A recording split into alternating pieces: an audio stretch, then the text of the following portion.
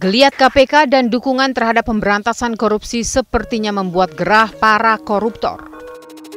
Aktivis Indonesia Corruption Watch, Tama Satrian Langkung, juga pernah merasakan teror karena melaporkan dugaan rekening gendut milik perwira Polri pada tahun 2010. Nah, memang pada saat ICW selesai melapor, kemudian informasi tersebut itu kemudian tersebar di masyarakat dan itu menjadi isu publik.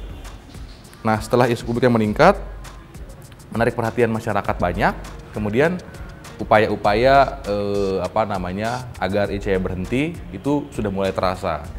Waktu itu ada pemukulan yang dilakukan pada dini hari, kemudian juga kebetulan hasil dari visum dokter juga menyebutkan memang luka-lukanya banyak gitu ya. Ada jahitan sampai sekitar 29 jahitan di kepala, kemudian luka memar di sekujur tubuh dan lain sebagainya. Itu yang terjadi sebetulnya.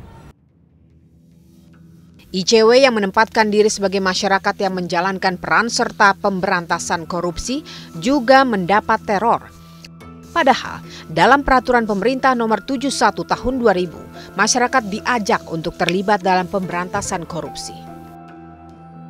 Cuma kan yang dalam prakteknya sekarang tanggung jawab negara dalam konteks melindungi, memberikan penghargaan maupun memberikan apresiasi begitu ya kepada masyarakat kan ini hampir absen gitu, hampir nggak terjadi. Apa indikasinya? Ya banyak, misalnya ada banyak pelapor yang misalnya diancam, diteror, rumahnya dibakar, bahkan ada yang ditembak misalnya. Itu kan terjadi di Indonesia. Padahal aturan sudah memberikan ruang undang-undang itu. Apa peran serta masyarakat dalam pemberantasan korupsi? Apa haknya? Tadi mendapatkan perlindungan, mendapatkan informasi, mendapatkan pelayanan dari penegak hukum, termasuk mendapatkan penghargaan. Menunggu sejak tahun 2010, meski sudah melapor, Tama dan ICW belum juga mengetahui siapa pelaku penganiayaan yang diterimanya. Kita sendiri sebetulnya kan awal-awalnya setelah kejadian rutin ya, meminta informasi kepada kepolisian yang menangani perkara. Nah, sampai pada akhirnya ya kita sudah merasa ya ini perkaranya nggak selesai, nggak ada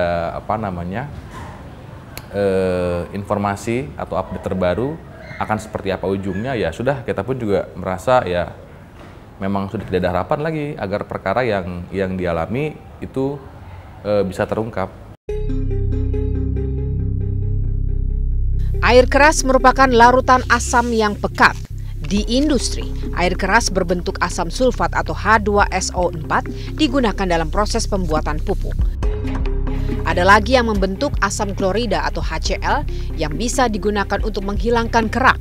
Namun yang pasti, semua jenis air keras menghasilkan luka bakar di kulit. Air keras juga bisa menyebabkan kerusakan pada usus dan juga pernafasan. Waktu itu saya ngamen, saya naik mobil sama anak saya, tiba-tiba ada orang tawuran gitu. Nah pas gitu, anak sekolah itu nyerang, saya kaget, saya turun buru-buru, gitu ada nyerang gitu, nggak tahu deh tuh, ada ini gitu. Pas gitu, terus saya kena muka saya gitu. Nurbaini belum bisa melupakan rasa sakit yang dirasakannya akibat tersiram air keras pada tahun 2015 silam. Wajahnya gitu kayak perih gitu, gatel gitu, perih banget tuh kayak orang kejotan deh, gimana namanya air gituan kan ya sakit gitu, perih gitu kayak orang gatel gitu. Nurbaini tidak melaporkan peristiwa yang ia alami ke polisi. Orang-orang yang terlibat tawuran dan mengganggu ketertiban umum itu pun juga tidak pernah diproses hukum. Kini bekas luka akibat tersiram air keras selalu mengingatkan Nurbaini akan peristiwa tidak mengenakan itu. Dia udah ikhlasin aja lah gitu, inilah gitu. Ya habis gimana ya udah kena musibah lah gitu. Kami juga bertemu Jeki, bukan nama sebenarnya. Pria ini biasa menggunakan air keras untuk melakukan aksi pencurian sepeda motor. Jeki menggunakan air keras dengan campuran beberapa zat kimia lainnya untuk melelehkan kunci besi sepeda motor curiannya. Namun jika keadaan sudah terdesak atau korban melawan, Jeki tidak segan menyiramkan air keras kepada korbannya. Ya di samping harga murah, satu lagi kalau sangat membantu lah gitu Mbak. Perannya buat membantu lebih cepat aja. Ya namanya kalau di kerja begitu ya, kalau kita pakai sekedar alat, kadang-kadang kan banyak keluhan, susah lah, keras lah, kalau pakai gituan kan lebih cepat. Pemilik toko biasanya tidak menjual air keras secara eceran, tapi karena menjadi pembeli tetap, maka Jeki bisa membeli air keras kapan saja. Saya beli di toko kimia sama orang tertentu, jadi nggak sembarangan. Ya pada awalnya sih iya ditanyain, buat apa, saya bilang buat kerja. Dan kepada kami, Jeki mempraktikkan bagaimana air keras membantu aksi jahatnya. Bisa dibayangkan bagaimana air keras ini jika terkena tubuh manusia. Selama melakukan aksinya menggunakan air keras, Jeki pernah tertangkap, namun tidak sampai diproses di kepolisian. Jeki pun mengaku tidak memikirkan efek yang diterima oleh korban akibat lemparan air keras yang dilemparnya. Nggak ada pikiran yang buat mikirin ke situ. Yang penting puas aja. Musuh kita telah kena.